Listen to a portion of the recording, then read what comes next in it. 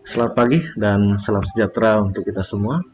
Pada kesempatan kali ini, saya akan mempresentasikan tugas mata kuliah manajemen eh, dengan pokok bahasan yaitu lingkungan dan budaya perusahaan. Perkenalkan, nama saya I Gede Sila Swastika, NIM G2D 121007. Baik, pada kesempatan ini kita akan membahas atau saya akan mempresentasikan berbagai hal tentang lingkungan dan budaya perusahaan. Kita perhatikan di slide. Apakah Anda siap menghadapi ketidakpastian manajerial? Lingkungan eksternal, lingkungan perusahaan atau organizational environment. Eksternal mencakup seluruh unsur yang berada di luar wilayah perusahaan yang berpotensi mempengaruhi perusahaan. Poin A, lingkungan umum adalah lapisan terluar yang tersebar luas dan mempengaruhi perusahaan secara tidak langsung. Lingkungan umum mencakup faktor-faktor sosial, ekonomi, hukum, maupun politik yang mencakup yang pertama yaitu situasi internasional, yang kedua sosial budaya, yang ketiga ekonomi, yang keempat politik, hukum, yang kelima yaitu faktor atau kondisi alam. Selanjutnya poin B yaitu lingkungan tugas. Lingkungan tugas terdiri atas sektor-sektor yang memiliki hubungan kerja langsung dengan organisasi, yaitu pelanggan, pesaing, pemasok, dan pasar tenaga kerja. Dan inilah beberapa hal ataupun sektor-sektor yang mempengaruhi dari sisi lingkungan tugas. Selanjutnya kita akan membahas poin hubungan organisasi dan lingkungan. Poin A yaitu ketidakpastian lingkungan. Organisasi harus berusaha membuat ketidakpastian lingkungan menjadi efektif. Ketidakpastian berarti bahwa manajer tidak mempunyai informasi yang cukup mengenai faktor-faktor lingkungan untuk dapat memahami dan memperkirakan kebutuhan dan perubahan lingkungan. Inilah pentingnya seorang manajer harus mempunyai data atau informasi yang lengkap ataupun informasi yang cukup terkait dengan ketidakpastian lingkungan, sehingga bisa menentukan langkah-langkah yang pasti. Karakteristik lingkungan yang mempengaruhi ketidakpastian adalah sejumlah faktor yang mempengaruhi organisasi dan sejauh mana faktor-faktor tersebut. Poin B, menyesuaikan diri dengan lingkungan. Jika sebuah organisasi menghadapi ketidakpastian yang meningkat di mana berhubungan dengan persaingan pelanggan, pemasok, atau peraturan pemerintah, manajer dapat menggunakan beberapa strategi untuk menyesuaikan diri dengan perubahan-perubahan ini. Di antaranya yang pertama, peran-peran perluasan batas.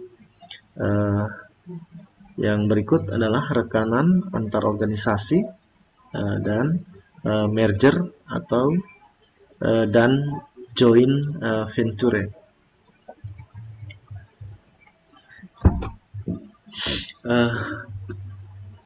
Pembahasan berikut yaitu lingkungan internal, budaya, dan perusahaan. Lingkungan internal di mana manajer bekerja terdiri dari Yang pertama yaitu budaya perusahaan, teknologi produksi, dan berikut struktur organisasi dan sarana fisik. Budaya adalah pola dari nilai-nilai dan asumsi yang diyakini mengenai bagaimana bekerja dalam sebuah organisasi. Budaya perusahaan adalah hal yang sangat penting demi keuntungan persaingan.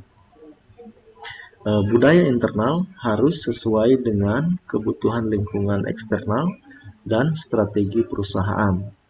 Ketika kesesuaian ini terjadi, pegawai yang benar-benar tekun akan menciptakan organisasi yang berkinerja sangat baik, yang sulit untuk ditandingi. Nah, inilah dari sisi lingkungan internal, budaya dan perusahaan. Hal-hal ini memang harus kita pahami untuk dapat mencapai tujuan yang sesuai dengan visi dan tujuan dari organisasi ataupun perusahaan. Lingkungan dan budaya. Budaya adaptif. Jadi budaya adaptif ditandai dengan adanya manajer yang peduli pada pelanggan dan orang-orang internal, serta berbagai proses yang mengarah ke perubahan yang bermanfaat. Kategori budaya itu didasarkan pada dua dimensi, yaitu yang pertama, sejauh mana lingkungan eksternal mengharuskan adanya fleksibilitas atau stabilitas. Yang berikut, sejauh mana fokus strategi perusahaan bersifat internal dan eksternal. Baik, kita lanjut. Beberapa kategori budaya dimaksud adalah sebagai berikut. Yang pertama, budaya penyesuaian. Yang kedua, budaya pencapaian. Yang ketiga, budaya keterlibatan. Yang keempat adalah budaya konsistensi. Jadi keempat budaya ini harus diterapkan ataupun dibangun agar organisasi atau perusahaan bisa mencapai visi yang telah ditetapkan.